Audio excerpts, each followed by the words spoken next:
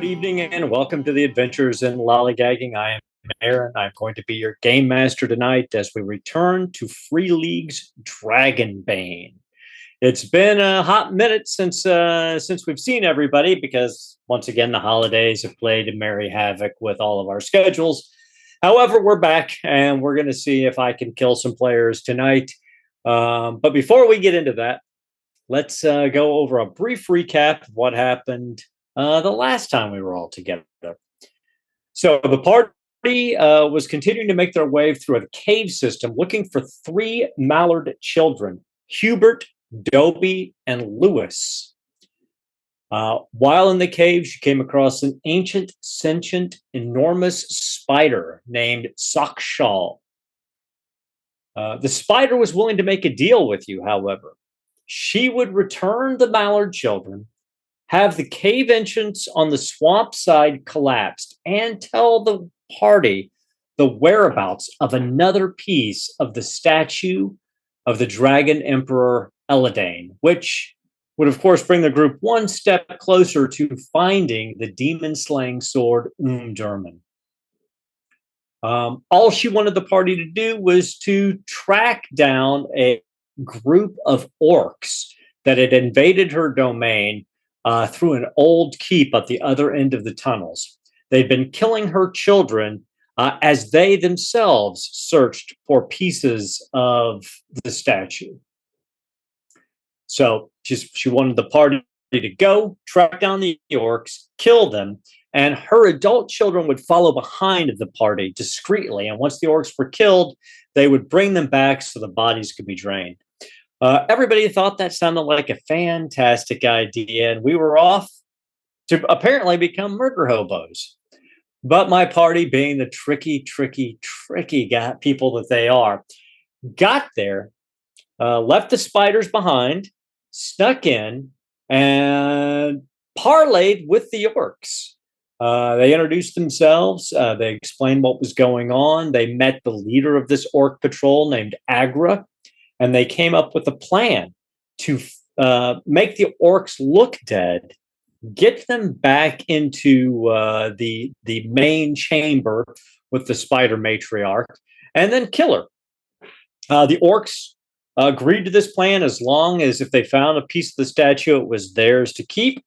But they were itching for a fight because several of the orc patrols who had already gone into the caverns had been killed. So that's exactly what happened. We pulled through, we got back into the main cavern, but as you got into the main cavern, the Sakshal's telepathy sort of triggered. And she knew something was up.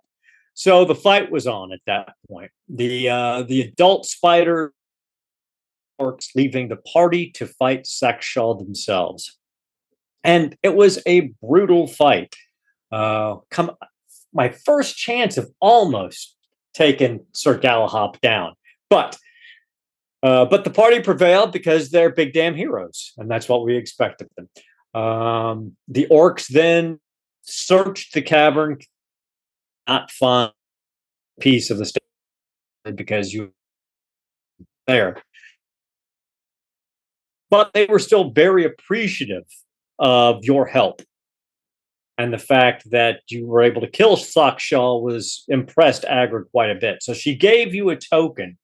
It's basically the symbol of the leader of the orcs, whose name is escaping my mind right now. Maladu. Yep. So it's his face on one side and then the symbol of the orc clan on the other side. She said, just show this to any orc you run across and drop my name, Agra, and they will treat you like a member of the clan. Then the orcs withdrew. They went back out through the old keep entrance, and you freed the three mallard children. You made your way out of the cave system where Daphne was still waiting for you with her broken bill, reuniting with the children. You all went back to Swamp Break, and the town leader, Donald, was incredibly appreciative. And all of the members of the town, the mallards who make up the majority of the membership of the town, and halflings and the few others, a couple of elves, They all came out, and before you knew it, your wounds were being bound, you were being rested, you were given 2 huts were clear, families cleared out of a couple of huts and just gave them to you. And you've spent the last couple of weeks recuperating in Swamp Break, getting to know the village, getting to know the villagers, and working with them. So what that means for everyone here is we're going to kind of consider this a training opportunity. So they're teaching you at no cost because you help them. And there are several sets of skills that you can pick one from, and you've been working on that for a couple of weeks with them. The skills you can pick from are bartering, beast lore, bushcraft, crafting, healing, hunting and fishing, seamanship, swimming, crossbows, or spears. And the way we're going to do this is we're just going to kind of go around the horn, and each one of you is going to have a little training montage. You're going to tell me what skill you wanted to train, and we'll see how you do. And then at the end of your individual training montage, you'll get to roll on that skill. If you're getting a training massage, that's even better. I mean, let's just shut the stream down and go get training massages. But this is our bonding activity. Yeah, we've been talking about doing like teamwork activities, team massages. It could be weird, but a good massage is. It'll definitely be weird. All right, so we're going to start with Sir Galahop. After you recuperated, what is it that you want to help these villagers out with? What do you want to learn? Yeah, so I think Galahop, take a breather. Galahop had some dangerous encounters in this cave system. He nearly drowned. The eel nearly killed him. Then the spider nearly killed him. So he has been through the ringer. So I think he is looking forward to a bit of downtime, and he's going to spend probably most of his time working on his crafting skills, getting back to that. Like he's a very good fighter, but he is not a poor crafter by any stretch.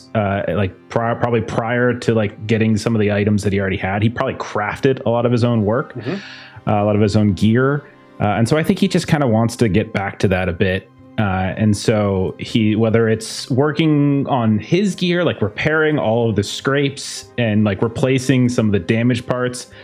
But then once that's over, like probably making other things too, like trinkets and tools or toys for like some of these kids, like stuff like that might help this village out. Because underneath it all, Galahop is kind of a softie and wants to do right by people.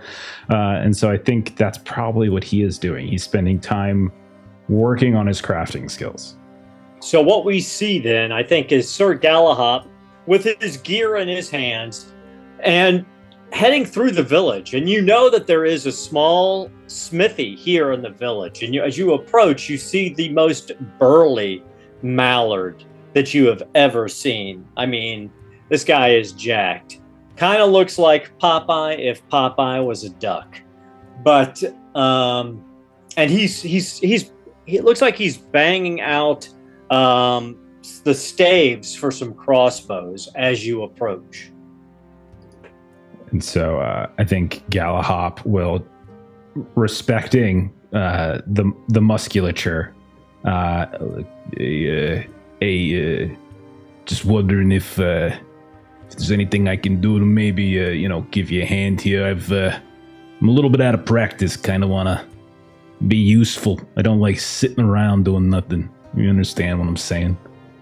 He looks back over his shoulder, and he's got the big fat cigar stuck in his bill.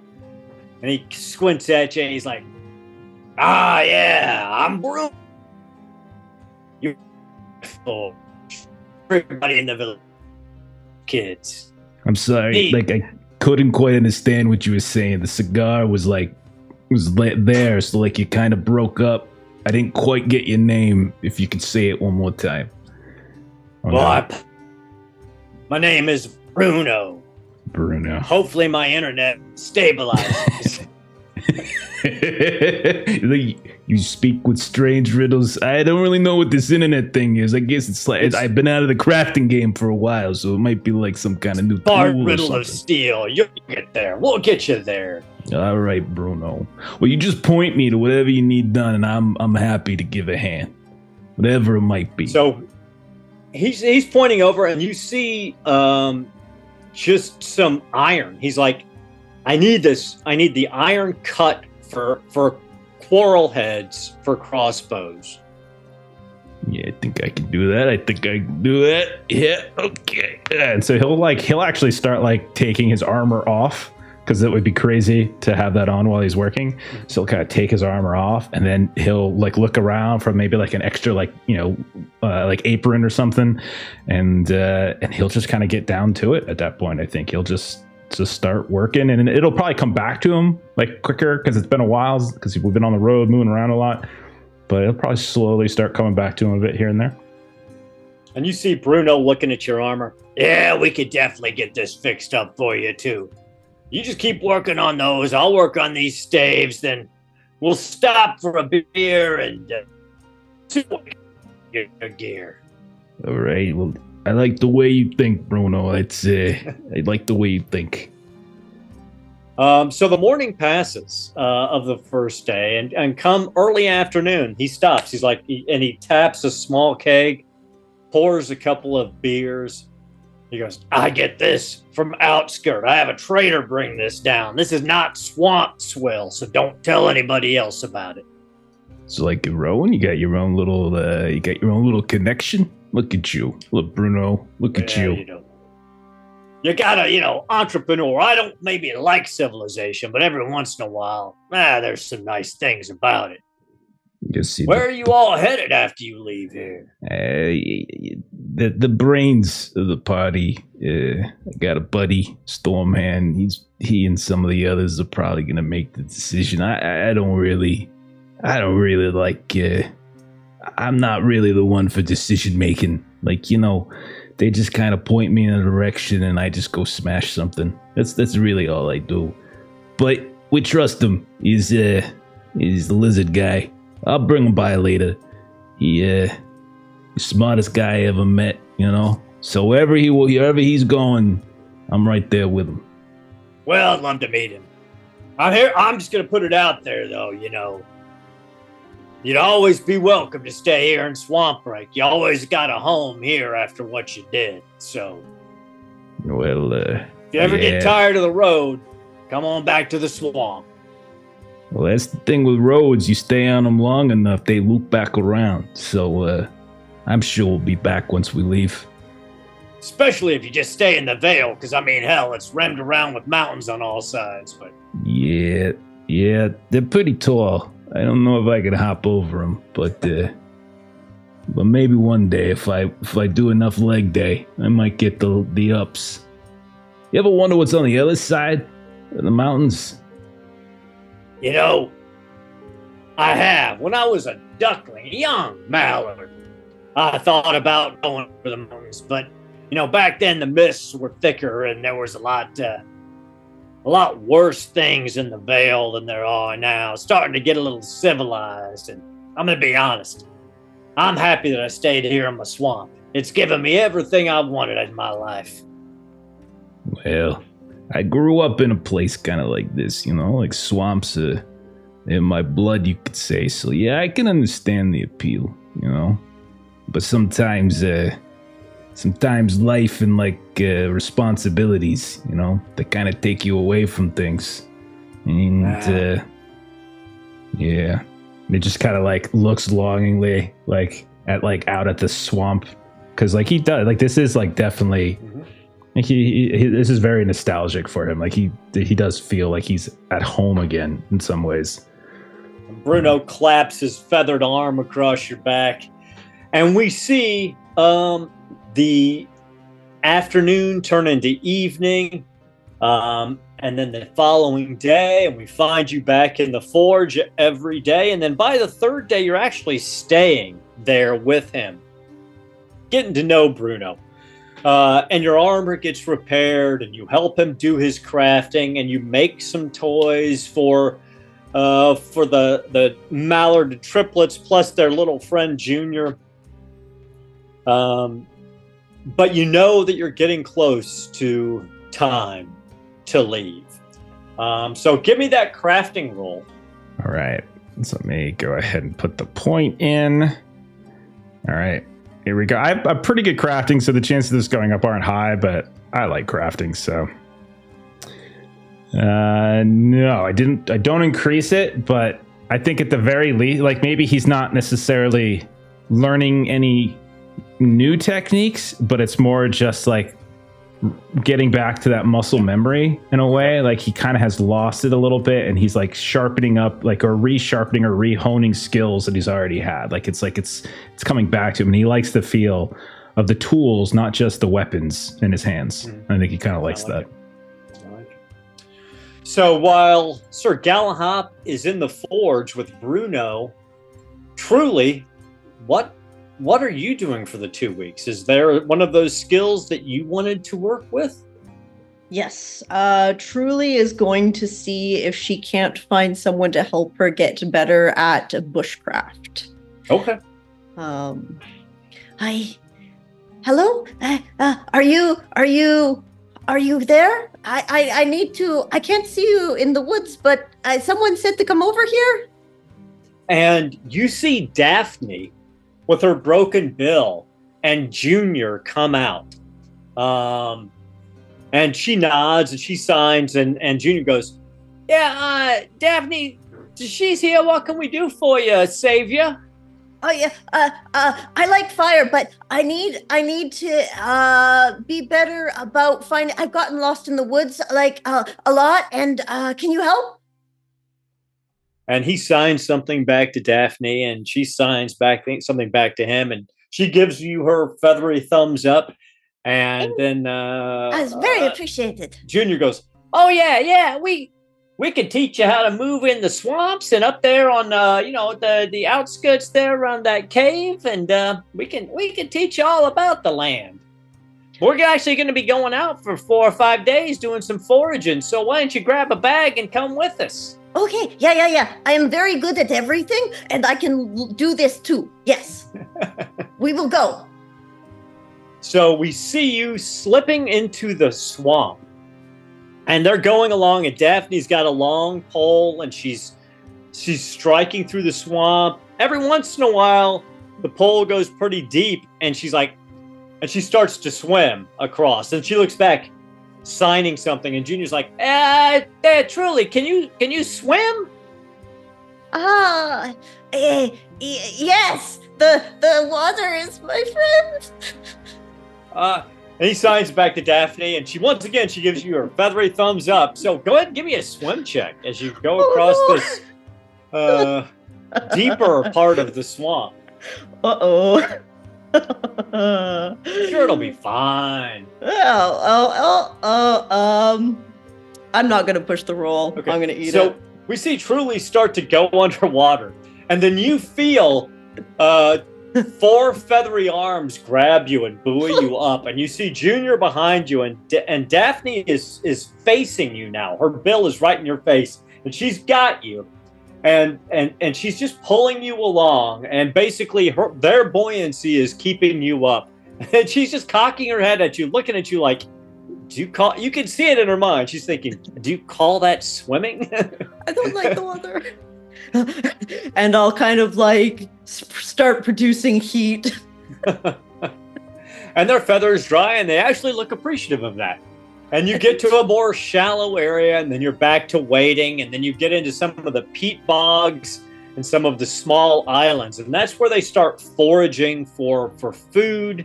And they're showing you game trails, and they're showing you how to track things, and and then the night comes, and they're orienting you to the stars and giving you an idea of where to look for different campsites.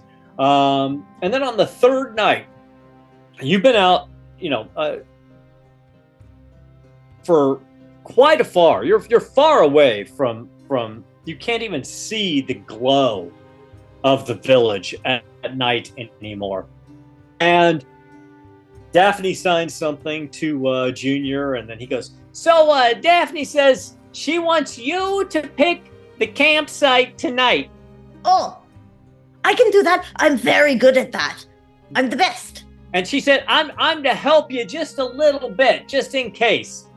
So you get to roll bushcraft with a boon to see if you guys find a good camp spot. I'm tempted to cheat because I actually have an ability for this, but I'll do it legitimately.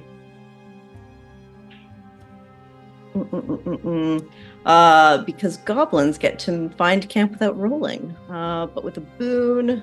Yeah, but you're looking for a camp for everybody, so go ahead and roll. Fair enough. Oh, I got a dragon. Dragon, nice. I am very good at finding camps. Yes, and he doesn't even really help you at all. And he signs back to her, and she's like, once again, the two feathery thumbs come up. It's and better without water. Her jaw is starting to heal a little bit, so she can almost talk, but not quite yet. Go ahead and make your roll to see if your bushcraft improves, and then after that, put another mark in bushcraft because you've got that dragon. 10-4. Oh, yes, I failed, which means it goes up. No, you got to pass. You got to get above your current level for it to go up. Yeah, so I rolled a 10, which means it failed, which means it goes up to 8, right? I just hit the wrong button. Oh, yeah. Yeah, oh, your bushcraft is 7? Yes. Yeah, it goes up. Oh, yeah, no, it's terrible. And then you get one more tick in that to roll at the end of the session tonight from your dragon. Gotcha. And you spend about 10 days out there with them, gathering barks, gathering certain herbs, medicinals, and everything. And then they let you lead them back to Swamp Break. And I can do with it. just a few pointers here and there, you guide them back, and you guys find yourselves on the outskirts of Swamp Break, having accomplished your foraging mission and learning a little bit of bushcraft. I am the wild woman. So while Truly was out in the swamp and Sir Galahop was in the forge, Clara, what were you focused on in this 2 weeks? So when Truly was sort of moving through the swamp a bit, if she had been looking, she might have seen Clara near the water, and Clara keeps like putting her paw in the water and making a face, and putting her tail in the water and making a face, and she is going to try to improve her swimming because this went really badly last time. So Kat is attempting to learn swimming. So you're dipping your paws in, and then this the face of a beautiful woman comes up out of the water. She's got long, flowing green hair with sort of seaweed and swamp grasses plaited through it. And she's got very pale skin. Her irises are huge and her pupils are huge. And she's clearly a mermaid. She goes, "Dear, what are you doing, dear?" I generally do not prefer to swim, and this is not. My fur is intended to be glorious and poofy, and when it gets wet and but sometimes we travel and we have to go through, and I should be better skilled at this. I am quite agile, I am quite lithe, but I cannot swim. Well, dear, I'm one of the merfolk that live beneath the waters adjacent to Swamp Break. We're all one community here, and I heard what you did for the mallards, so I would be happy to teach you how to swim. Just fair warning, I might scratch you. I don't mean to, but just I apologize ahead of time for yes. And I'm kind of imagining she may be like, kind of like she's like battling, kicking, and no, don't worry. And she pulls out these gloves that are basically webbed. So when you put them over your hands and you display your fingers, you've got webbing between them. She puts those on your hands and your feet. She goes, "This will help you in the beginning. Now, watch how I move, watch how my arms move, and watch how my head moves in the water, and try to mimic it. We're in the shallows here. You can stand up if you start to splutter. But remember, always keep your face in the water if you're swimming on your stomach, and just breathe out the side. You'll go, it's much more graceful. You'll get there, dear. You'll get there. Here, watch me." And she's doing the thing that like pets do when you put shoes on them, where she's just like, she's got these like things on and she's like, trying to "Oh take them off dear, and trying to stand and dip. you'll be fine." No. And then a whip of seaweed comes out, circles around your waist, and pulls you into the water. And she's like, Oh. "There you are. Now let's No. swim. Watch what I'm No. doing and follow Okay. along." And she begins to slowly teach you the dog paddle and the crawl. And you're never happy in the water. No. Your fur never quite dries out over the 2 weeks, but you get to know her better. Her name is Lorelei, and during break she would ask, "Now, dears, where are you all headed after you leave here?" Well, I'm not exactly sure, but we were very ill prepared with armor and things like that. So I do think that we should probably go to Outskirt maybe and buy some things so that as we continue along. But we have a little bit of quests and things that we are on, but I do believe that might be what we do. Oh, that's an excellent idea. I've obviously never been to Outskirt, but I can tell you this. If you go a day and a half up the Kuma River, you'll get to an area, you'll see it, and it was a bridge, an ancient giant bridge that was destroyed. Get out of the water there, and you'll be on the road to Outskirt. It's southwest. You can't miss it. And I would imagine, like, while she's having this conversation, Clara, like, intends to listen, but she's also always hungry. So, like, we have this lesson, and she's figured out how to sort of pack this sort of watertight little pouch of snacks. And so Lorelei is, kind of pointing off in different directions of where the bridge is. And then when she turns around, like, Clara's just sort of like mid mouthful.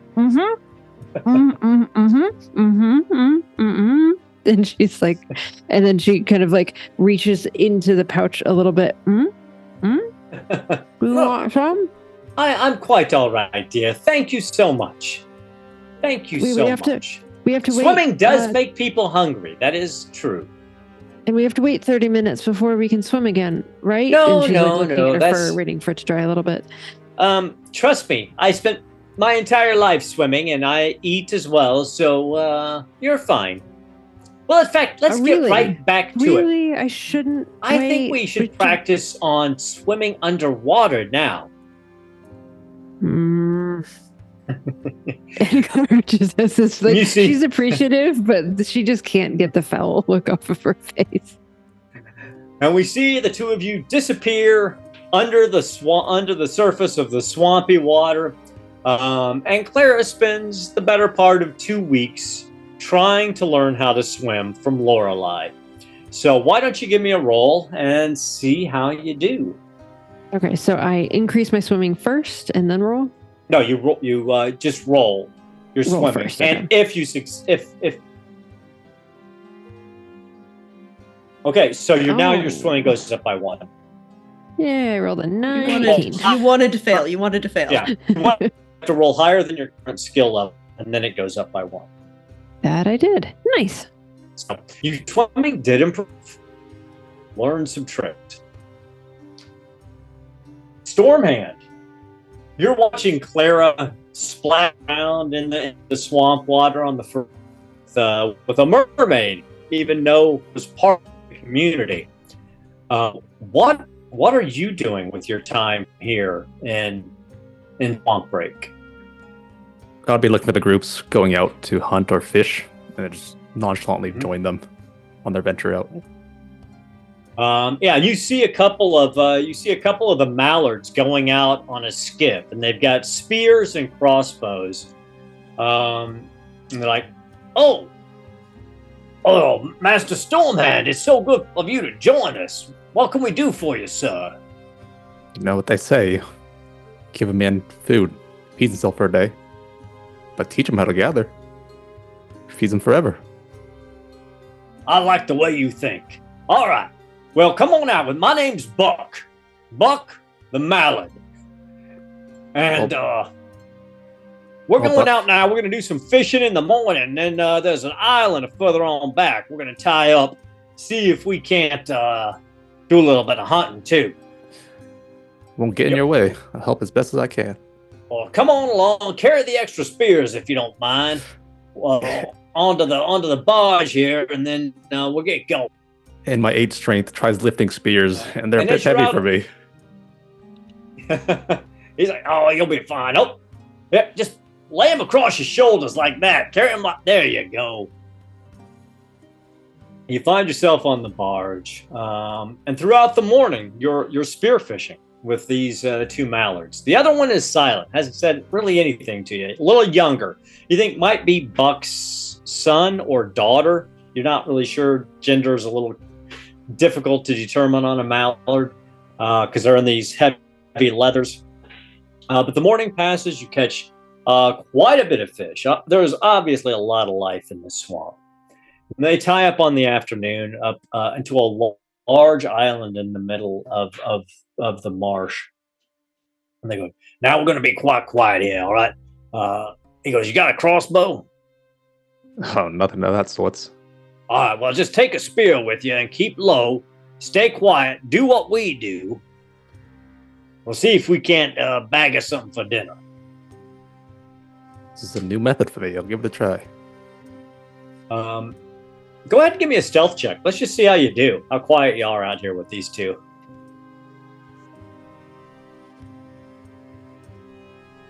Stealth. So I have Sneaking, camouflage as my sneaking. kin ability. Uh-huh.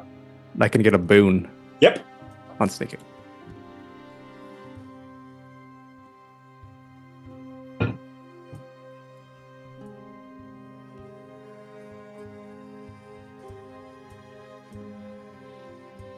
Oh, I failed bummer. both rolls, unfortunately. He looks back. Buck looks back. He's like, "You have sort of disappeared there for a minute, but then you snapped all those sticks on your paws there. So we'll work on it. We'll practice. Come out with us every day, and we'll get you up there. We'll get you good at this." And that's what happens. You and Buck, and you believe his offspring, hunt and fish every day. It's probably the 4th or 5th day your guys are out there, and Buck turns. She's like, "So, are y'all going to be staying here? Join the community? We'd love to have you." We'd love to stay, but it's more out there for us. I understand.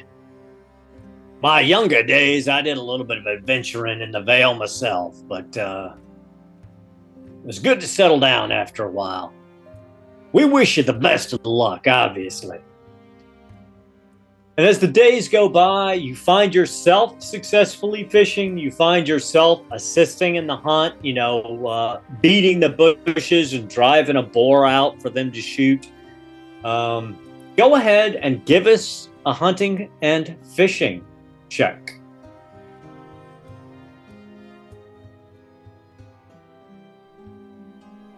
I failed it.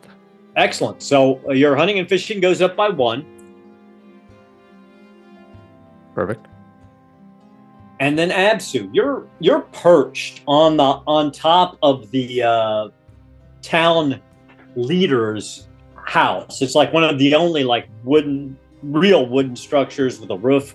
Mhm. And you're watching as Galahop goes off to the forge, and Stormhand goes off on the barge. You see Clara splashing in the water. What is it that you want to do with your 2 weeks in Swamp Break? Sue, takes out her spear and kind of has a very Mulan-esque montage where she's just practicing fighting with her spear, and eventually maybe a few of them join her and give her some pointers of how they use the spear within the swamps. I like it. And better methods. So while you're doing this, while you're going through this spear kata, Donald, the town leader, comes up, and he has his own spear, and it's a beautiful spear. You see, the blade is a shiny steel, and it's got runes etched in it. It's about 6 feet long, and the rod itself is carved throughout with a sort of vine-like motif, and it's got a little bit of give. You could tell his spear is clearly magical.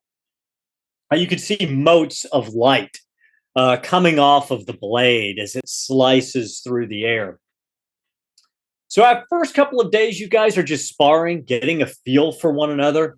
And then the third day, he's like, now, let me show you some of my forms. I mean, I've been appreciating the kata you've been running, but let me show you some of old swamp spear stuff. And he starts going through clear fighting maneuvers that look like they're focused on not just fighting, across the plane, but also fighting down and into water and how you would deal with that. Oh. And the first with minute is going to go wet here. Show you a few tricks. Okay. And he takes the pond and submerges, and he starts teaching you underwater. Just the striking with it, and none of the slashing movements, all just very Precise. Economical stabbing moves. And although it takes a little while for your fur to dry off, in fact, when you guys come out and you're soaked, he just shakes and his feathers dry pretty quickly. He asks, now, you all know that we love you here. We love all of you. We'd hope you'd stay in Swamp Break, but I know you're probably going to be heading off. So I would just say, before you go, make sure you let us know so we have an opportunity to say goodbye to y'all properly. Don't just sneak off into the night like some adventurers do. I know everybody don't like to say goodbyes, but we like to say goodbyes. So do us the courtesy of letting us say goodbye to y'all. Yes, we will let you know. Excellent. And you continue to train with him day in, day out. You get the feeling, he's enjoying the exercise. He's enjoying the opportunity to spend time with an outsider and with somebody who's considered a hero of the village. But you also think he's doing it to show the rest of Swamp Break that he's still got what it's take to defend this village. So by doing it in such an open setting in so many different ways, he's trying to build confidence in some of the younger ones, particularly after the most recent spider attack. But at the end of the time, let's see if your skills improve with the spear. Let us find out.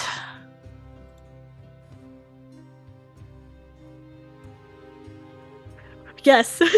Excellent. One up. Nice. So you become a more accomplished spear dancer. And then at the end of that 2-week period, we find ourselves in an early morning. You've been packing up. You told the villagers you were packing up and getting ready to leave. And you've got your things. You're bringing them out of these 2 huts that you all have been staying in. And you see all of Swamp Break is out in the street with you, kind of lining the street. And they're coming up, and Donald comes up, and he's got the triplets with him. And that you can see hero worship in their eyes. Now, y'all decide where you were headed to from here? Because I can point you in some directions. We don't spend too much time on the road, but I know the way here and there a bit. Heard of a nice little town with the outskirts. Oh yeah. That's the main habitation here in the Vale. It's a little bigger than a town, a little bigger than a village, quite a bit smaller than a city, but it's getting itself there.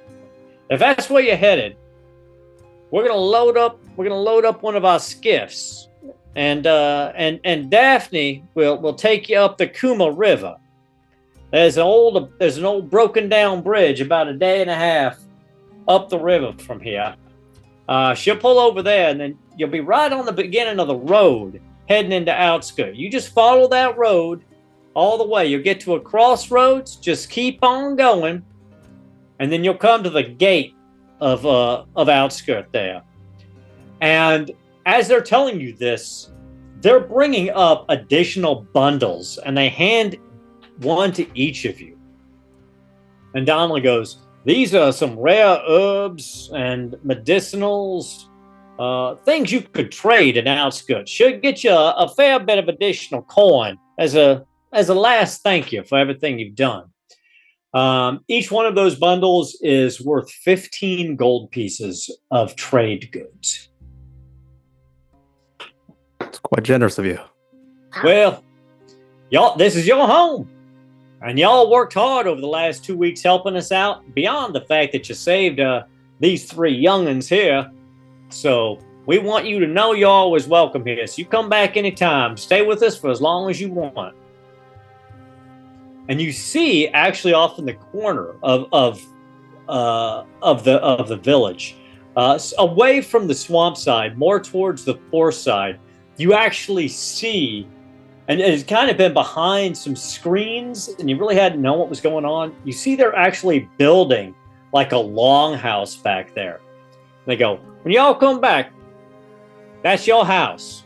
Anytime. It'll be waiting for you. Always ready for you."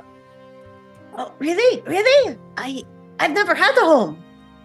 Well, you've got one now, Miss Truly. Ah, that's so cool. And Absu shakes her head at Truly as she agrees. It is nice to have a home again. Oh, yes. Again. No, my planet, realm died. Oh, that's dark. Yes. And she just kind of awkwardly looks away from you, like she doesn't want to talk about it anymore. And so you make your way down onto the skiff. Daphne's in the back, and puts a small sail up and is working the rudder, and you make your way off into the Kuma River. There's no activities you need to take, so you're basically just resting. But if there's anything you want to do or discuss, you've got a day and a half on the river. Can I try to learn a spell again? Yeah. Cool. That was a languages check. I want believe to so. say. If you don't have a teacher. Yeah, which I don't. Yep. All right. If you're learning it from the grimoire, yep. I'm Or going a scroll. learning from a spell scroll. Yep. Fire blast. All right. Let's see. Fingers crossed. We try again. Hey. All right, there we go. All right. So for that day, you're going over this spell over and over and over again. Fire. And and you see Daphne looking a little concerned, and then she says she can't speak, so she points up as if to say, "Shoot that way." But by the end of the day, you've mastered the spell. There's a fire blast. You see, the mast is on fire. Yay! How different is Fire Blast from all the firebolts you do? Bigger and more Just damage. bigger, yeah. More fire. If that was in the library, we would have been fucked. Yes. Yes. Yeah. There would have been no joy for anyone. Well, one person. So other than truly learning her magic, is there any conversations, anything you want to ask Daphne that she could write out for you, or anything you need to talk amongst yourselves about? She has heard of the Purple Flame, because that Yeah. was one of the locations. She scratches her head and she writes down, heard of it, but that's all.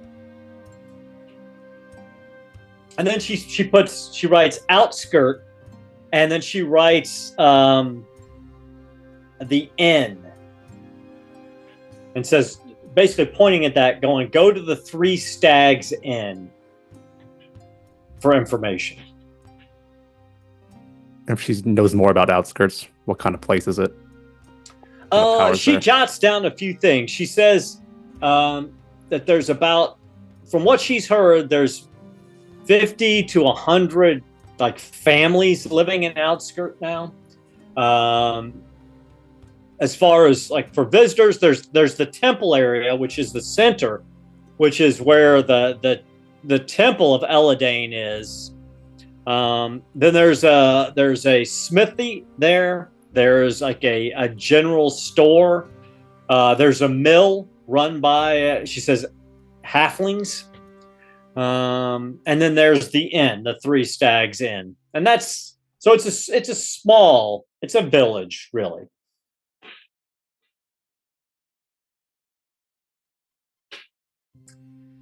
But the day and a half passes, you come up, she pulls over, you see this what must have been an amazing, incredible bridge, a feat of architecture. You can see how the span comes up and how it would have arched over the river. High enough for even a full-masted ship to go under. But now all you see are the crumbling posts and the beginning of the bridge on the side that she pulls over to. And you see a set of stairs carved into the cliffside leading up to the road. And she's helping you get your rucksacks on and get you ready for the march. And then one last thing she signs, it takes about a day walk from here to get to outskirt. Thank you. So you begin marching, and it's a cobblestone road. Obviously, at one point, it was much more used by quite a few more people. There are weeds growing up through some of the stones now, but it's quite wide. You're basically going through what looks like once was farmland. So it's really easy going. And you're able to walk for a couple of, for about a half a day and then take a rest without any issue. And then you get moving again, and you're coming towards the crossroads. You're going through a shallow gully, approaching the crossroads. And at the crossroads, you can see this giant ancient statue. That's how you know. And you've actually even beginning to start to see the top spires of the temple that you know must be outskirt. And as you're going through this gully, though, you see a figure in black plate mail armor standing in the middle of the roadway. He's got an open-faced helm on with a very fine chainmail veil across his face, and all you can kind of see is his blue eyes. He doesn't actually have any weapons in his hand, and he just holds up his left hand. Hello. Yes, I am Soth Amon. I am a knight of the gallows. High Priestess Celine was growing very concerned when she did not see or hear from you in quite some time. So she has sent some of her knights out to check up on you, to retrieve whatever parts of the statue you have found, to hear what clues you have of the remaining pieces, and then offer what assistance we can. We haven't. How has fared your search? What statue? He looks. Hi. He looks down at the goblin, and then he looks over at Stormhand and Habs, who he's like, Is this a companion of yours? Rude. I am their best friends. We have Well. recently met. I see. Well, the 4 pieces of the black volcanic stone statue that was the Uh-huh. Dragon Emperor Eladane, Oh, when sounds cool. combined, act as a key to his tomb and the resting place of the demon-slaying sword, Oh. Durman. Thank you, Soft Almond. We've learned. We've learned of a new piece at the Purple Flame Temple. Interesting. Got 2 people. And Do the we- pieces you already have, if you could turn them over to me, I will take them back to Celine to make sure they are kept safely. I never did agree to return them to her. They are mine. I see. So you intend to continue your quest for the statue and the key without the aid of the High Priestess Celine? I intend to speak with her further, but we did not continue to have our conversations yet. Well, that is unfortunate. And erupting out of his right hand is a long bone scythe that is so cold that even at the distance you are standing from him, you feel a chill. As we're going to go into some combat. Nice. So go ahead and put yourself. Go ahead and put yourself in, and I will, or I can put you in, I guess. I got him. Okay, thank you. Mhm. And let's see how we do here. Have it in my notes. She's freaky. No statue. No, what you talking about? She's great. She's like totally not an antagonist to most of the X-Men for hundreds and hundreds of years. No, This she's feels not a like- psychic vampire evil. She's not This definitely crazy. felt like She's a- not. It's like a Ghostbusters moment when it's just like, Ray, when somebody asks you if you're a god, say yes. Like, we don't have the statue. All you have to do is say, oh, yeah, no problem. No problem. Like, we don't even have it. So Later. I have Now- pieces. now all that fine work I did in my armor is about to go. They want my pieces. All right. We're going to begin combat with Clara. You guys Oh, can we leave are? me to die. I You guess. see, and as that bone spur comes out, the veil drops from his helm, and you see this glowing blue eyes, but wrapped around the rest of his entire face are these cloth bandages. And you feel Oh. the deathly cold of the grave coming off of him. All Yeah, that's about right. Well, For Celine. here we are. Here is what we find ourselves doing. So Clara's gonna go do a really unwise thing and go try to stab this person here. I like it.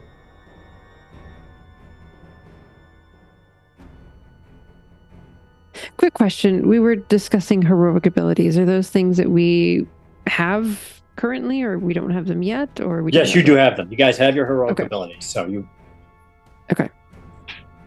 It won't come into play here. But I just wanted to know. Yep. So you're gonna run up Okay. and go ahead and move yourself up and do whatever it is you plan on doing. Come up and die, apparently. It's sorry, it's been a minute since we did this. I just want to make sure that I have Nice. that much movement. Where movement is 12. Yeah. Yeah, you got plenty of movement. Yep. Okay. And is there flanking in this? No. No. Okay. All right. Then it can come up and not be a problem to anybody. And all right. see if I can do this with my master-crafted knife. Master-crafted dagger, sorry. Master-crafted dagger. There we go.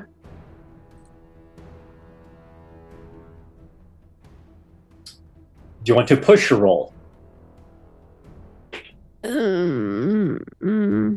Yeah. Okay. So your blade starts to scrape across this plate mail, but you try to force it in. So what are you going to become? What condition are you going to take? I've made a terrible mistake. Scared. Scared makes sense, because this close, you feel this intense cold coming off him, and you can smell the grave coming off of his face as he looks down at you. Go ahead and push. We can There run, we go. right? All That's an option eventually, if something we could do if this goes south. Yeah, you can There totally. we go. Absu would 13 run from a damage fight. with my master-crafted dagger. No, but like Nice. you guys, right? She'd So- throw my statue. Take them. It scrapes in, and you manage to get through, and you cut away, and some like dust bursts out from the seams of his armor.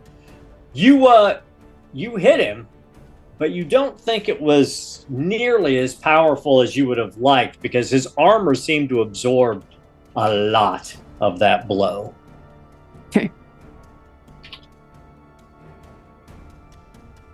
And Waits for reinforcements, which surely must be coming from the rest of her party.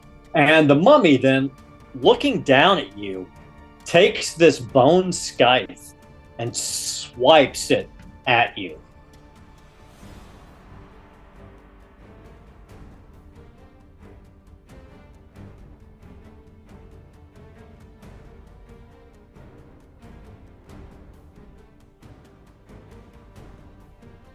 And he hits. Mm.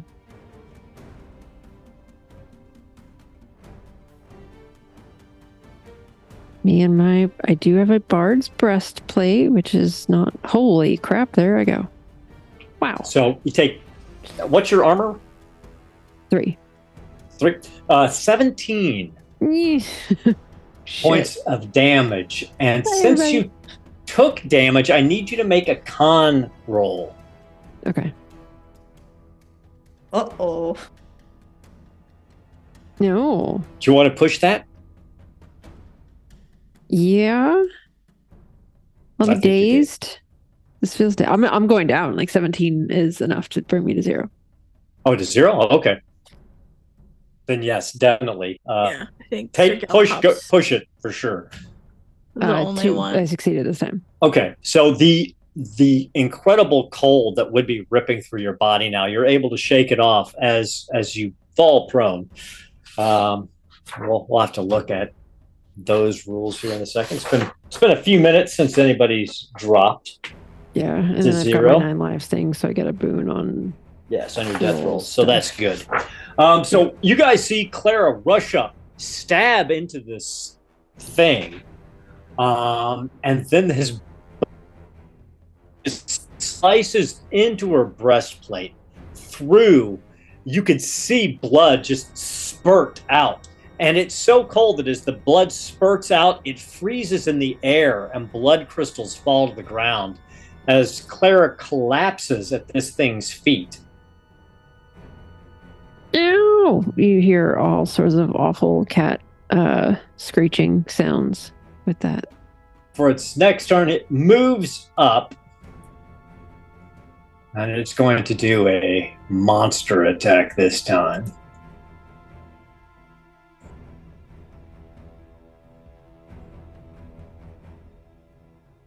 Its mouth opens and distends, and its jaw almost reaches down to its breastplate as this swarm comes spewing out. And it's going to hit Absu and Sir Galahop. And it will also hit Stormhand, but not truly. So each victim will take a D8 piercing damage, bypassing armor, and must make a will roll. I'm just going to roll the damage once for you guys. So everybody takes 7 points of damage, and you need to make a will roll.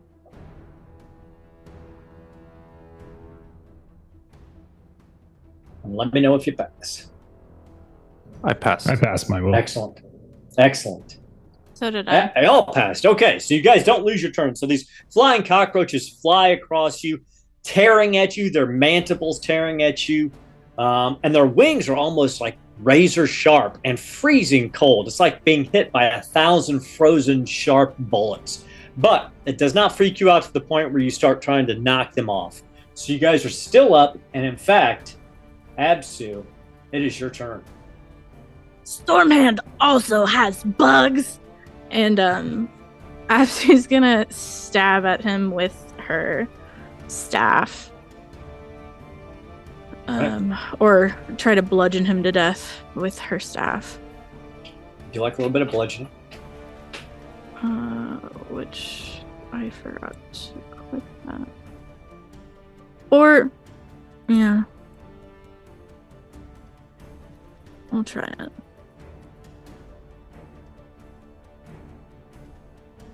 It's a 15. I'm gonna push roll. I'm angry. 10, I succeed. Roll some damage. I forgot what damage my staff has. D8. D8, yep. Plus your strength modifier if you've got one. Oh, do I have one? I don't know if I do. What's your strength? 16.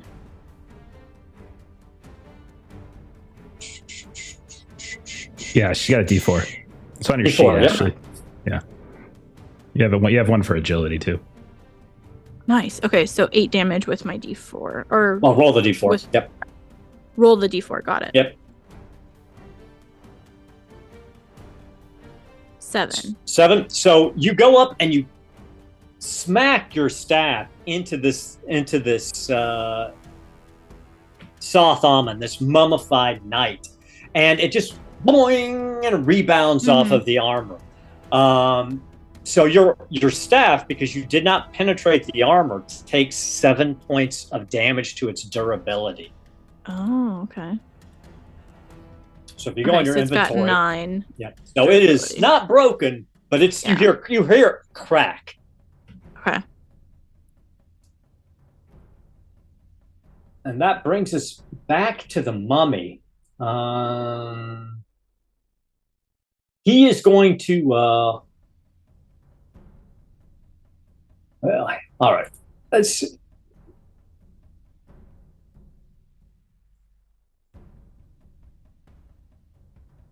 Cast power. So I think he's looking at you. You just attacked him, so he's going to try to curse you. Okay.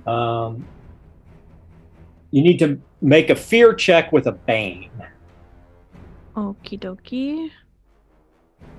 So that's a will roll with bane.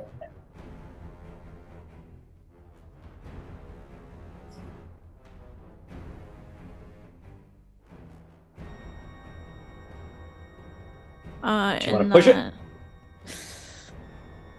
Yeah. I'm gonna become disheartened because my Nice. attack failed so badly. And since it's Bane, I still fail. It's a good try, though. So you're shaken. So you're also scared. Okay. But that brings us to Truly, our pyromaniac. Oh no! Fire blast at level 3. She's just gonna do like the most powerful fire spell she can do at this moment in time at the face of the mummy. Please, I love thank it. you. Let's just go So, all make your out. roll. Level 3 willpower consumption. Go. Oh, I'm gonna have to push. I believe I am also scared. Makes sense. The dice are not loving you guys tonight. You're having a hard time. Shoot. Okay. Nope. No, not for Truly. So I think that's what you're so afraid that you can't get the spell off. You're sputtering and your hands are burning, but you can't get it to go. Bringing us back to the mummy.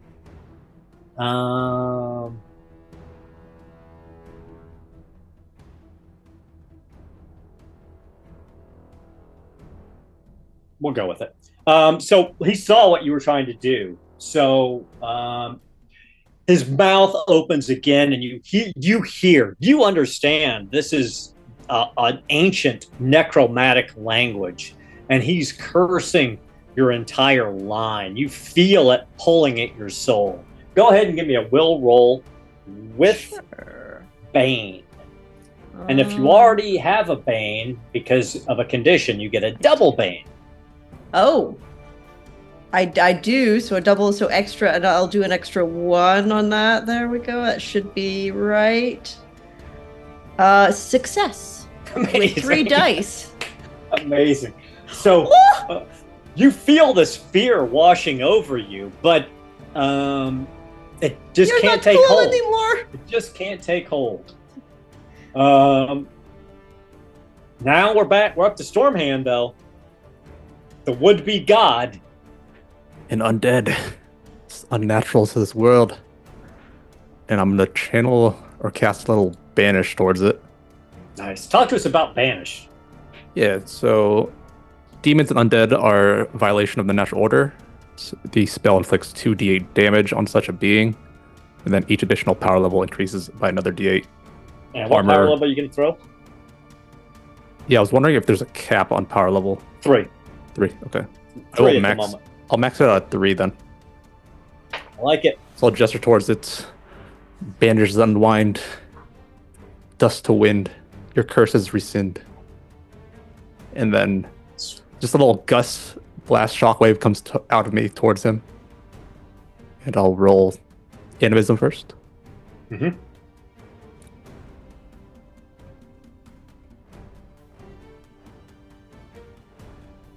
A 10 is a pass. Nice. Roll your damage. Total damage 16. Oh, lovely. And you hear this thing howl, and you see its neck. You hear the vertebrae crunching, and its mouth opens, and you see this cold, vaporous entity start to expel out of his mouth and then get sucked back in. But he's sort of crouched over now, and he's looking less sure of himself than he was a moment ago. And you can see dust and sand kind of pouring out of the sides of his armor now as he's losing cohesion. But he is still on his feet, bringing us to Galahop. Yeah, so I think Galahop will just follow up on Stormhand. He'll kind of like intersperse himself between when Stormhand's done like casting a spell. He'll kind of step up, got the fist, kind of gets his readied weapon in his hand, shields out, and gives a look at Apsu, and it's just shakes his head, and then starts swinging at the mummy as best he can. I'm just going to walk over, so I'm not going to do my usual leap. So I'm going to conserve my willpower a little bit. Okay, so brawling, I'm at 16, so I need a 16. Okay, so that's a 9, so that's a success. Nice. And now I'll spend a willpower to activate my bonus damage on the thing. And then my damage bonus die is d6. So, all right, here we go. Give it a roll. 6, 15, 18 points of damage.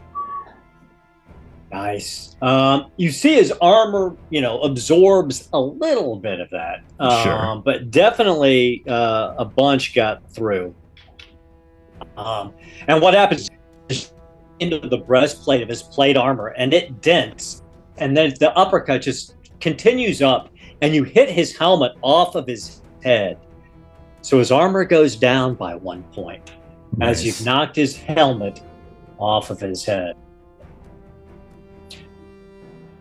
And now,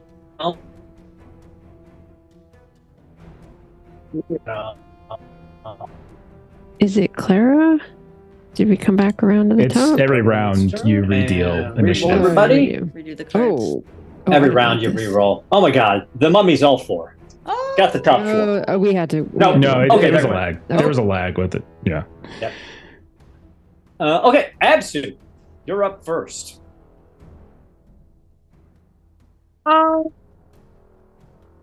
Okay. Well, Not to say that Ashley shouldn't go, but just a reminder for myself out loud: we can swap and trade initiative. That is with our true. Side, Yeah. which I I know. should have done. That is true. I mean, yeah, because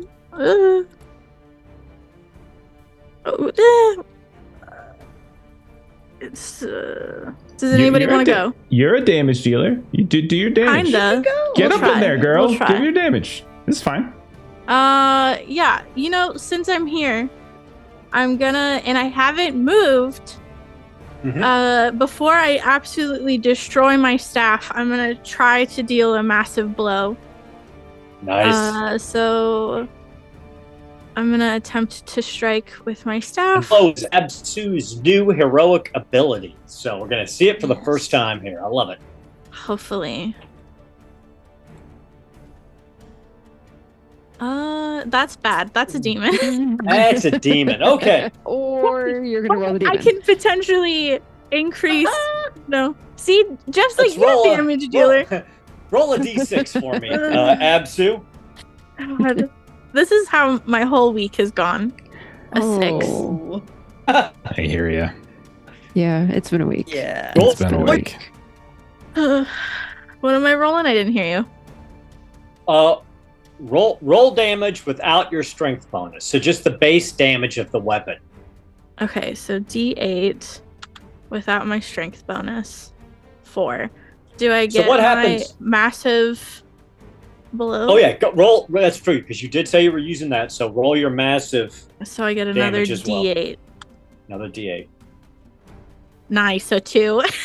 So 6. So what happens is you strike out at him, but your staff is a little lower to the ground, and the bottom of it hits the ground and smacks back in your face, and you take 6 points of damage, That's minus fine. your armor if you've got any armor. Nope.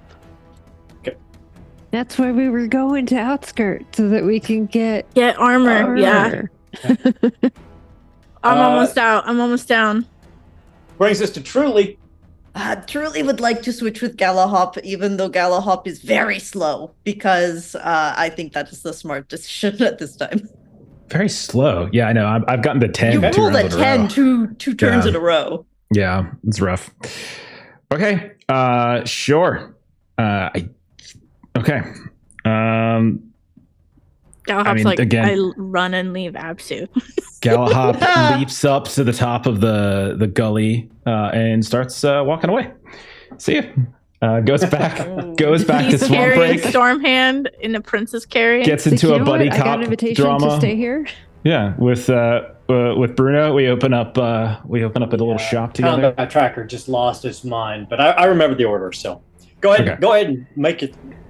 Yes. So yeah, he's not going to do anything particularly special other than hitting. I'm just double checking to make sure there's nothing. There's really nothing to do with like free stuff. So, yeah. So I'm going to attack. Okay. Yeah. So he's just going to continue swinging. If his helmet comes off, he'll just, like Galahop will wins like, "Hey man, you ugly." And then he's gonna try to get his face uglier. Okay, that is a 16. That's right on it, actually. He does look But it was ugly. nearly a miss. Holy crap! 16 on 16. So that's a hit. I'll spend another point of willpower to get my bonus damage. And here we go. All right, that's a 19 this time on bonus damage. 19. Okay. Or total So damage. as your blow comes in again, you're hammering away. His armor still stops some of it, but not as much with his helmet missing. You see more. You hit him kind of in the shoulder, and it glances across his jaw. You see his jaw sort of wobble, and then more sand comes pouring out, and he's just looking. The combat tracker is all screwed up, but the mummy was next, and then after the mummy was Stormhand, and then the mummy, and then it was Clara and Truly. So the mummy is going to swing away at Galahop because Galahop just smacked him. Listen, man, you started this. Like, I didn't want to fight you. He hits with 7. And damage. So I'm trying to remember. I don't think I can use my thing, right? I don't think I can use my. No, it's an action. Yeah, if you got defense, once you get defensive, you could. Yeah, use I think it, so because it's a reaction. All right. 16 points of damage. All right. Scythe comes through. Get through your armor. So I am down. That is enough. It got through your armor and put you down? Well, I mean, I have 8 armor. You just did 16 points of damage. You did 8 damage on the last time that ignored armor. So I'm at 0. This guy's pretty strong, man. Yeah, he's tough. He's a tough guy. Go ahead and make your Constitution check though before you go down. For his first thingy-majig. Or his bone scythe. Yep. Right. That's a 2 on the die, so I'm good. You're good. Okay. So you feel this freezing cold come through your ribs. His scythe comes up and kind of goes under your armor and up into your sternum and sort of rib cage. And he just bounces you and then pulls it out. And Galahop drops. But it is Stormhand. Stormhand, your best friend, just fell to the ground at your feet. What are you going to do about it? Made a great mistake. Gather all the arcane energy I can and do another level 3 banish towards the mummy. I love it.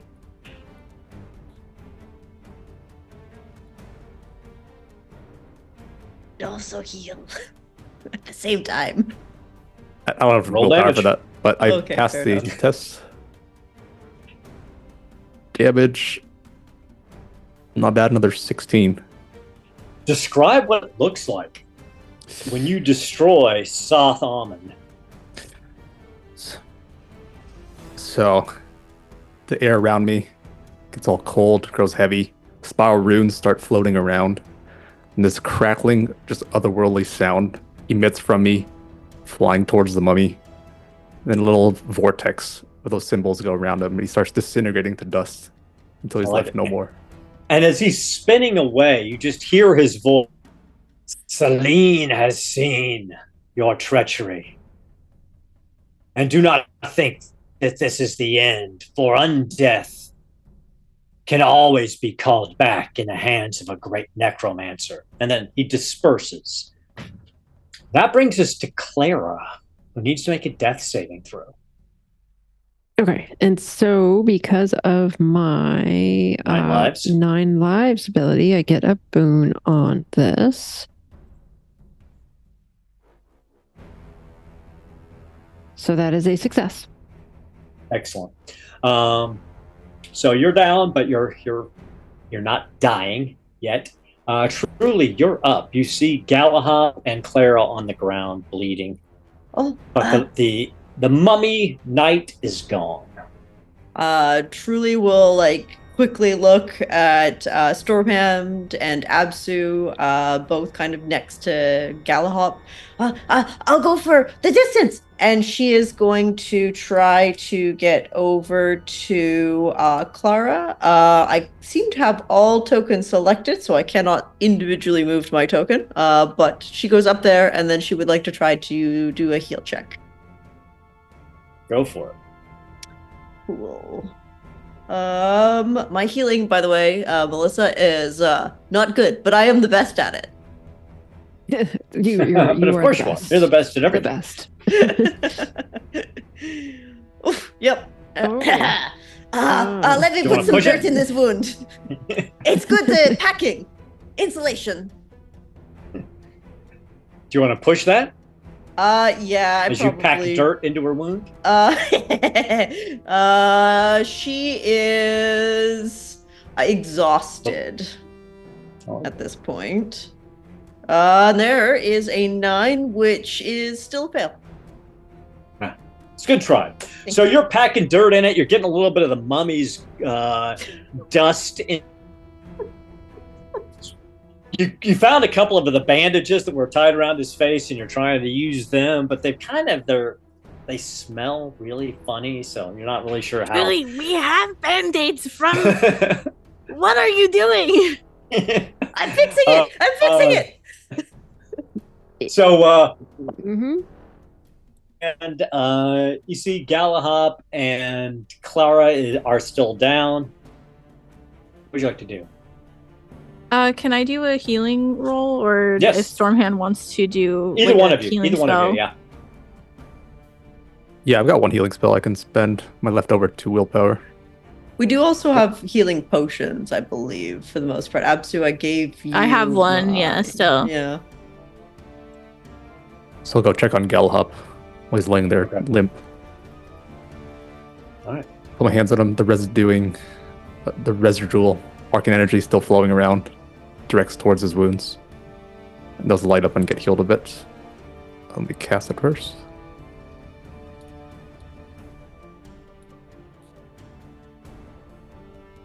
A 3, that's a pass. Nice. So like he's just gonna burst up and be like, and another thing. Oh, jeez. Oh, what the hell just happened? Did we Absu win? hands you. We won, but you took a devastating blow. What? That doesn't sound right. You Look at got yourself. that backwards. No. Yeah. Just imagine how painful it was for him to hit my face. Eh? I ever do think about his that? hand broke. Maybe. Here's Yeah, this, and you're she hands damn you. right it did. She hands you a health potion as she heads over to Clara to do a heal check. All right. Okay. Let's have that heal check. Reusing bandages is great, Absu. Look, reduce, No, reuse, this- recycle. Terrible. No, not from necromancy. Wait till you what are roll you before doing? you get to critique me. I got a bane, so I am going to become. Let's No, see. the bandages are good. No. I'm gonna become exhausted. God damn it, these demons! No, the Go ahead, bandages are good, I Go ahead. promise. Put an experience point next to healing. Yes, As sir. you absolutely fail to band. You're spending a lot of time trying to dig out what truly did, and in so doing, you actually opened the wound a little bit more. Ay, And Clara, I need you to Sorry, give me Melissa. another death save. if Clara Alright. dies, I'm gonna kill Alright. myself. No. Oh, See, I'm fine. Oh yeah, you're gonna be fine. Success. I got 9 lives. We're gonna go ahead. I'm gonna hand wave the rest of this. You're eventually gonna get Clara up on her feet. So let's just say, Clara, you get 6 Nice. hit points back, and you guys are, stumbling. You were brutalized by this thing, and you feel, particularly you, Absu, it almost feels like somebody is like gazing daggers at you. There's nobody around, but it's almost a constant feeling, like the pressure of someone's attention at the back of your neck. Your fur is kind of rising at the back of your neck. also, Absu only has 1 hit point right now, so maybe she's a little delirious. Maybe me trying to heal you wasn't the greatest. You guys can The You dice guys are not can- friendly today. totally take a rest here. You're kind of at the crossroads.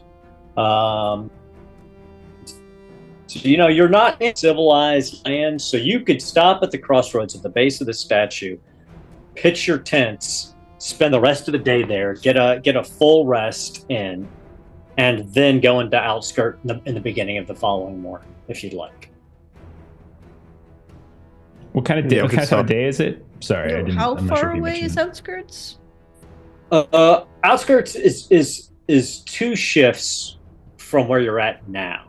You could get there because you've only been walking for 1 shift. But if you want to just stop and rest, just push through and go. You could always do a shift rest, which is like a in between type of thing, and try to get there in the night or something.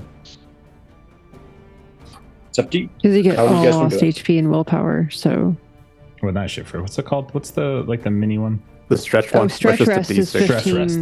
Yeah. 1d6 Yeah, or 2d6 stretch rest is- if someone else is tending to you.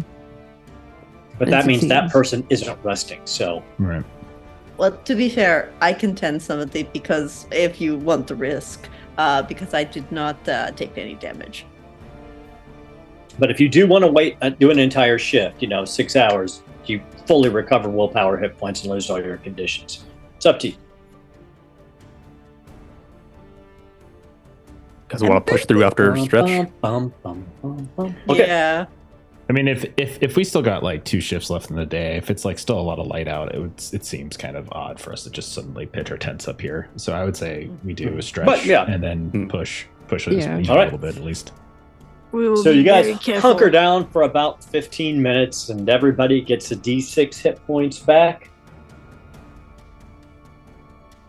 And a D6 willpower, and 1 condition healed of your choice.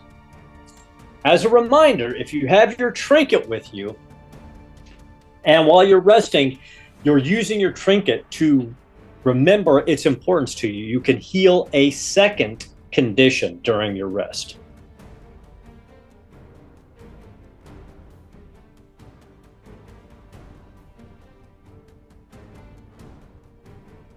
So Galahop's feeling a little bit better. Like he basically took like 2 big hits, but like once the dust settles, like the scarabs, the bugs that he sent out, like it's more like just like 100 little wounds that I imagine like once he pops like that healing potion, some of those small ones start to close up. But then like the big hit that he took from the mummy, I think that's the one that he needs that like 15-minute break for, where he's just sort of like wrapping a bandage around it and stuff. So but Galahop's mostly, I mean, it's pretty close to full, not quite, but pretty close.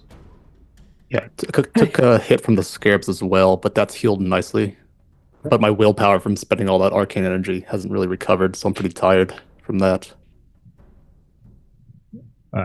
I recovered all my willpower and rolled a 1 on my HP. So I'm still hurting a bit, but I'm more than half recovered. Truly is mostly okay. She's pulled out this raggedy, falling apart little old journal that she seems to be like a piece of charcoal scraping in, just like laying against the foot of the statue, the feet of the statue. I like it. Absu So- got Claire's some health fanning back. herself with her hat, the ragged hat that she has. That's her. Yeah. Absu got a little bit of health back, but she's still angry, scared, and disheartened. Oh, good gosh. Yeah, so she kind of separates from you guys because she feels badly that she got us all involved in this. And you just hear her just kind of not bitching, basically bitching about how Celine was so presumptuous to assume that we had made this deal when there was no such deal, and how, she can't be trusted, and you guys keep seeing her like look over her shoulder to see if someone's watching us, and her hair is kind of sticking up at all ends, and she's rather fluffy and just pathetic looking.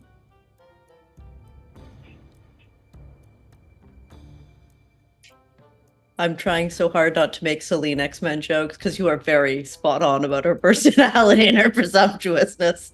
Yeah, that is Celine.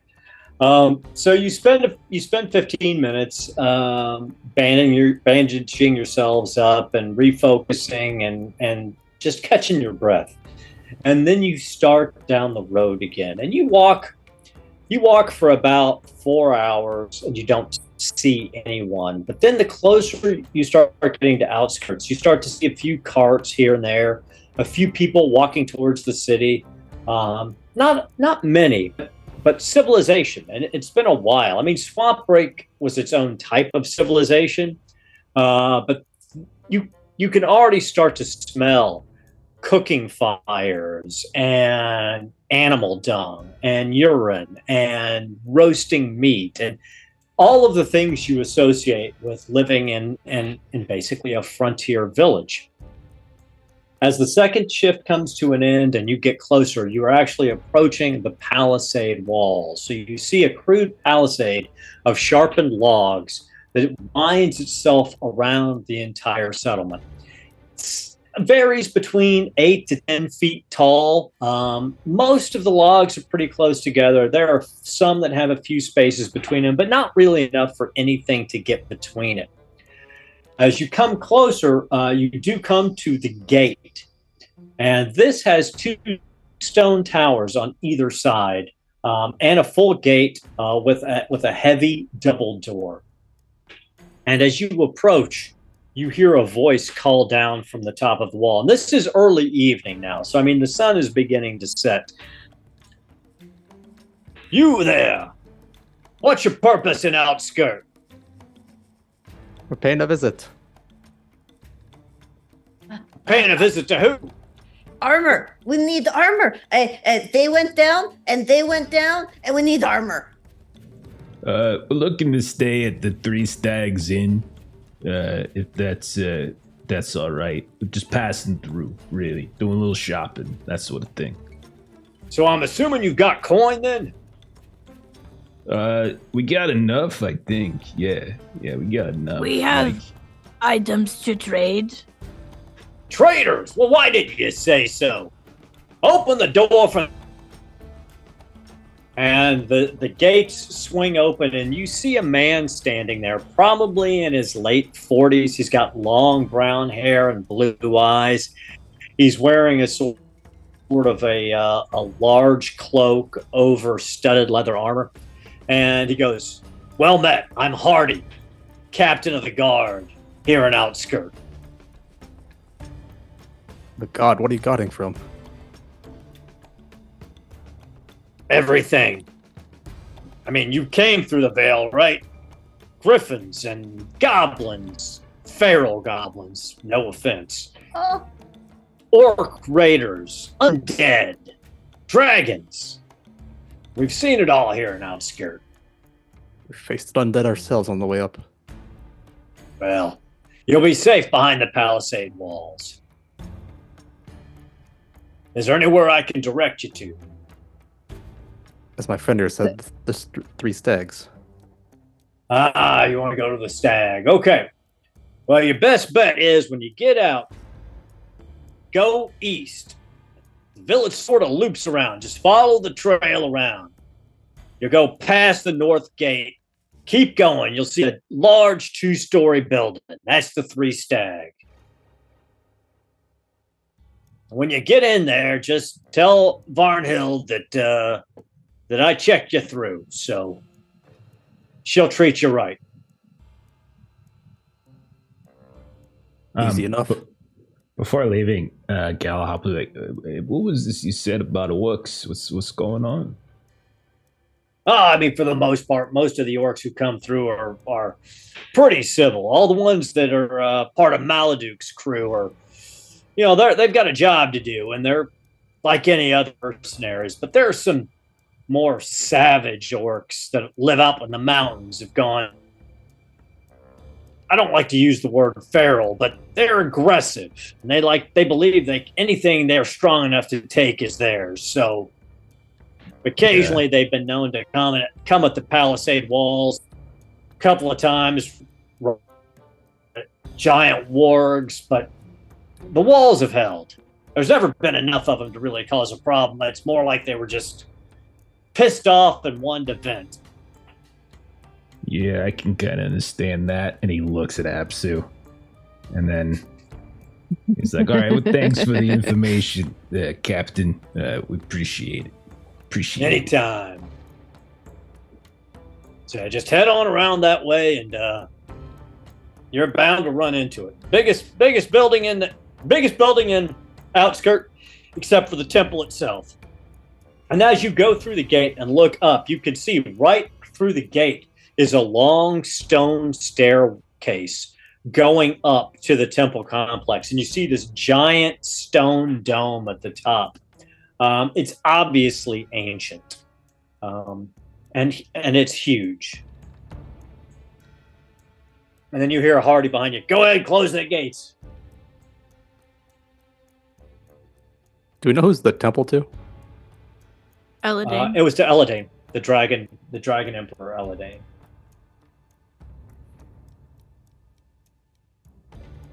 So Shall we head let's, straight to the inn? I mean, it's getting dark, so we're gonna need rooms anyway. So kind of kills two birds. I could really use some food to help me finish my recovery. Yeah, you just kind of like charged right in there. Yeah, that's pretty. That's kind of reckless of you. It really was. It really was. I was, I in my mind, I was imagining being in the shop and thinking about how I'm going to spend all of my gold, and just wasn't That's thinking. Interesting. No, I'm proud of you. He like kind of like slaps you on the shoulder and No. stuff. He's like, yeah, sorry. Oh. Usually, like when I hit someone, I just kind of imagine like these guys from when I was younger used to like make fun of me and like pick on me and stuff. They're like a frog knight. What are you talking about? Frogs aren't knights, and so I just picture them and I just punch. That's pretty much what I do. That's. I let the little shopping list sit in my brain for too long, but I don't know who would ever make fun of you. That's just rude and uncalled for. Well, you'd be surprised. You'd be like talk a little slow, kind of a little strange. It's fine. It's all good. I'm kind of over it. Like it's more like a process for me now. Like a visualization, and it helps. The fight and everything keeps me focused.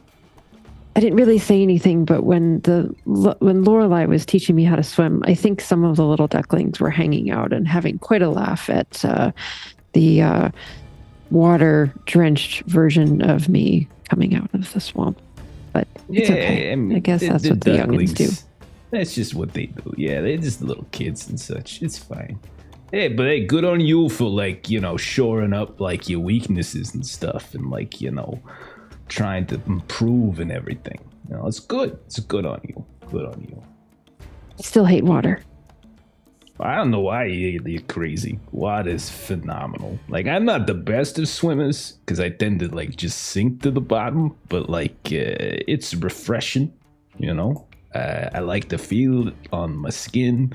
I like to feel it in my belly, So just think about that in that kind of way. Like don't treat water like it's your enemy. Maybe that's your problem. Treat it like Water is enemies. Yes.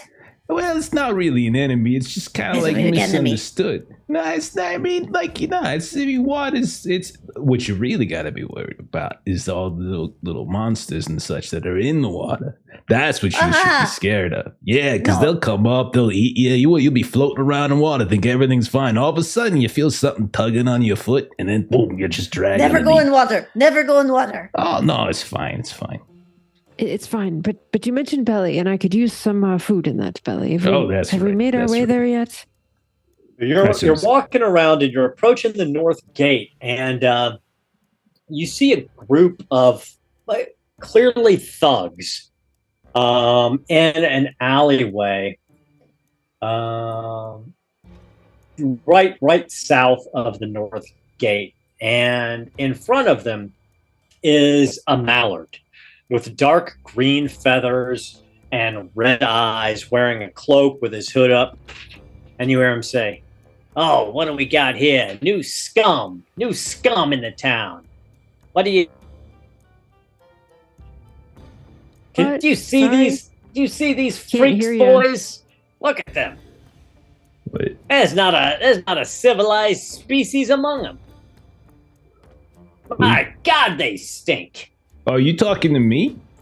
Like, you must be talking to me, because, like, I don't see anyone else here that you could possibly be talking about. So it feels like you're talking about me. Of course we're talking to you. Well, I don't recall giving you, like, permission to talk to me. Like, so why don't you scurry off, and we won't have a problem. That's all. Come on. Frogs? I was not even aware frogs could talk. Has somebody got their arm up your ass, pupping your lips? Not yet, but we're heading over the inn now. We'll see what they got on order. I don't know if they let pets in the door over there. Who keeps a frog as a pet? That's like a really strange thing. Like, I get the cat. Like, if you talk to the cat stuff, that makes sense. But like a frog, I don't know. It just feels like you're trying to rile me up and get me all pissed. And I'm going to leap on him at this point while I'm talking to him. Okay. Go ahead. There we go. All right. A little reckless. Okay, so I'm going to leap and punch him. So that's going to give me... So I get a boon on this since I'm using my leap. Okay. First one's a success, but no crit. Second one's also a success, but no crit. Okay, so that's just a regular success. And then I will use a point of willpower, trigger my damage. And 20. Nice. So you leap in out of nowhere, and you see his eyes go wide. And you come down and you hit him so hard that he spins a full 360 degrees and then just drops unconscious to the ground. And his friends come up, "Hey man, listen, he's just drunk. We're sorry. We'll just get him out of here, man." Yeah, go ahead. And you see him. It's a group of it's like 5 really rough looking humans. A bald guy with his tattoo, his top of his head tattooed. Two women, probably in their mid-30s, but with real scraggly hair. They're all wearing armor, but it's kind of ragged. I mean, they look rough. But they grab the mallard, and they pull him back.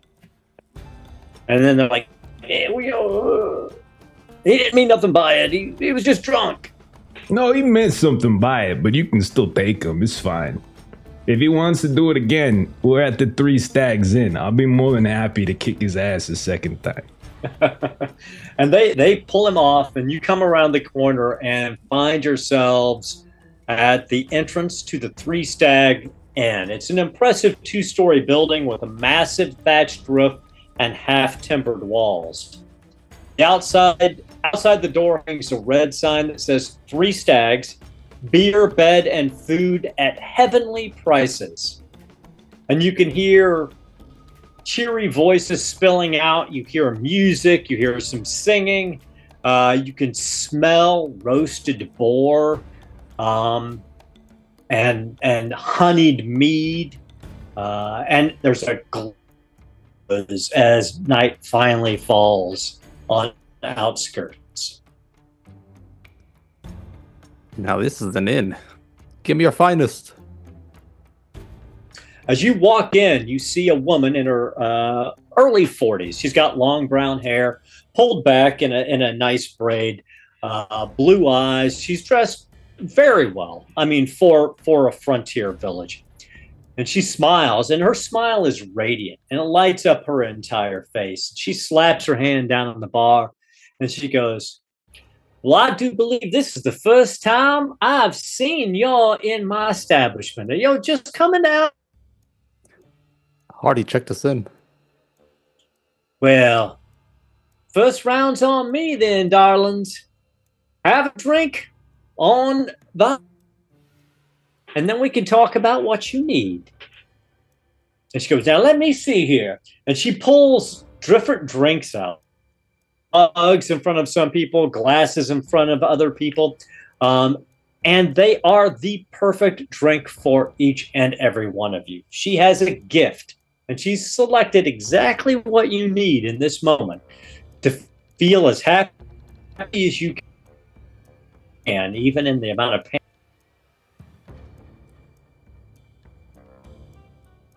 Now, go right ahead, sir. Well, how'd you know we wanted this? Well, every good bartender knows what her customers need. Just like I figure y'all need a place to stay for the night. Oh, yes, that's Sir. amazing. Yes. Oh, do it again. Do it again. Well, let me see. I'm gonna guess. I'm gonna give rooms. What do you think of that? Is that what? Yeah. What do you think? Oh, so good. Yes. Well, then, I think we can get you set up with 3 rooms. That's 3 silvers per room, 9 silvers in total. Get you the room, get you dinner tonight, get you breakfast in the morning. Galahop will slide over. It's like 1 gold is 10 silver, right? Correct. He'll slide over just a gold and cover everything. Like, hey, you got She this. pulls like, out a silver and hands it back to you. No. You keep the chain. No, it's like you can read minds and such. It looks like. Hey, what do you think? What do you think the goblin is thinking right now? Like, look at it. What do you think? Let me see. I think she's thinking about burning my inn down, and that is distressing. You know what? Here's another silver. Thank you. So he slides over a second silver. You a treat. Well, one of the chamberlains is going to get your rooms prepared for you, but probably be 15 minutes or so. So I'll bring out your dinner if you want. There's a table right over there if you'd like to sit. We got a nice minstrel in the sea playing, and just take a load off and relax a bit. If you want, you can take your packs up to your room while they're getting set up. I promise you, no one will disturb your things while you're in the inn. What did you say your name was again? Von Hild. That's Von Hild. Vagnhild. I think the Mallards from Swamp Break told us to come here. They knew. Oh yeah, they like to keep to themselves down there, but every once in a while a trader will come up and tell us stories of Swamp Break. Sounds like a lovely place if you like living in the swamp. Not for me personally, but I would love to visit it someday. They sound charming. Too much water. Yeah, lots of so mud. much more. Yeah, I would think so indeed. And you see, like, Galahop gets really sad as you both describe, like, the things about the swamp that he likes. So he just starts, like guzzling his bug juice, because she brought him, like, ground down bug juice, and he's very happy to drink it, but he just kind of gets a little sad at this point. Like, yeah, there's a lot of mud. There's a lot of mud. And he just, like, buries his face. Von Hild comes up and pats you on your back. She goes, now you don't never mind none of that. We all know how good a swamp is, you and me. I'll bring you over another bug juice on the house. Oh, you're way too nice. Like, how do you make money? You're just giving, like, stuff out so much. I don't really know much about business. Don't you worry about it. I make plenty of money here. Everybody who comes through Outskirts got to come through Three Stag Inn. I'd rather you are comfortable and happy here, so you keep coming back. So you got, like, one of them monopolies, right? Like you're the only one here. Exactly. No competition for Von Hild. And could anybody compete with such a lovely inn as this? I don't think so. Yeah, that's a good point. Those are both really good points. Okay. Yeah, I'll take the second bug juice.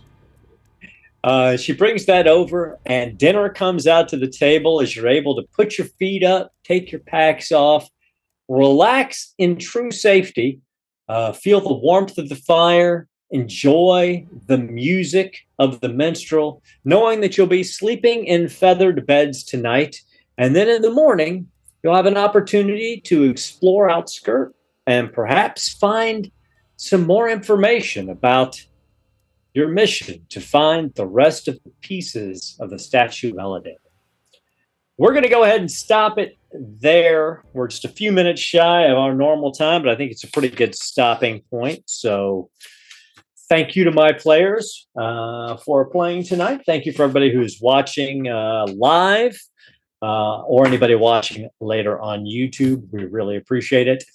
I'm going to throw it back to Jeff so he can tell us about all the wonderful things coming up. And I get to do this fun thing where I throw it right back to you, like we're Martina Navratilova, or however you pronounce her name. We're playing it's a tennis reference. So you can tell us first about my Garblag. backhand is awesome. Fantastic. So what's going on with Garblag? Next week, Garblag Games next week on Tuesday at 3 p.m. Eastern Standard Time on the Garblag YouTube channel. Pete will be continuing his Electric State campaign. Then if you come back at 4 p.m. Eastern Standard Time on Wednesday,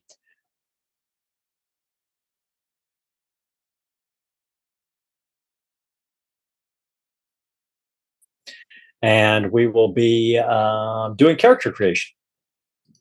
We survived. I thought we had completely dropped. I think we survived. Okay. Look at that. Okay. We all All were. right. And then I'm looking at the spinning thing on the Twitch though. No, it's fine. Like I meant, like we didn't completely disconnect this time. So Okay. if Twitch has to come back, Twitch has to come back. That's fine. Okay. All right. So let's give it a second, and then we got more stuff to talk about. Oh boy. I All right, guess we looks to should be just- back up. It's back up for me. At least it's at least my recording's up. So I'm just gonna do the recording at the very least. Yeah. Okay, so other things really fast here. We got more games coming. Monday we got Otherscape. Tuesday, Kipser, what are we playing? Well, we're going to start the Perils and Princesses Sweet Revenge campaign, where we will do character creation and the start of the campaign, depending on how quickly people make their characters. Awesome. Fantastic. Looking forward to that again. That was a lot of fun when we played it last year. Yes. Thursday, we should have more Swords of the Serpentine. And then next Friday, Steven is going to be jumping back into the GM seat as he is taking over alternate Fridays. Him and Aaron are going to be alternating on Fridays. And he is going to be setting us up for some Magnus Archives. So if you're familiar with Magnus Archives, the podcast, if you're familiar with Cypher System, that's what we're doing. And speaking of Steven, you should also check out huckleberryrpg.com. He's been working really hard on his horror Western cinematic game. New stuff coming down the pike. So you should definitely take a look at that. And that's it. I'm going to raid as fast as I can before our internet dies again. So let's go ahead and do that. I think Chuck is up with DOK tonight. Let's see if I can find him. There he is. So we're going to go ahead and raid our friends over at Defenders of Cobalt. Follow that raid. Have a great rest of your night. Thank you for those of you that are watching this later or listening to this later. And that's it for us. We'll see you all later. Bye-bye. Yeah. Ah. Good night.